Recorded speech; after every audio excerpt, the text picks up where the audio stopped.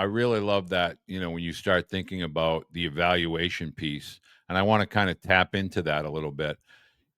We're so accustomed to where someone's ranked and how they're, am I being recruited? But when you get to college, all the rankings and, the stuff that might have mattered when you were in school, high school, that doesn't really matter anymore. And there's a maturation, both mentally and physically, that has to occur for the younger athletes to begin to understand, hey, Coach Torresani, it's nothing personal. It's just business. Like, you got to perform. You got to be able to execute. Talk about, getting the younger players to understand it's about execution. If you execute, you play. If you can't execute, you can't get between the Yeah, lines. I think a couple things come to mind for me with that is in every recruiting class, I feel like there's always a guy you're really excited about that comes in and doesn't perform very well, and there's always a guy that you weren't that excited about that comes in and really exceeds expectations, and a lot of times ends up being a really good player that in that coming spring and has a good year and all those sort of things. And I had a former assistant coach who used to say, "Don't be the guy that has a butt behind his name." Like,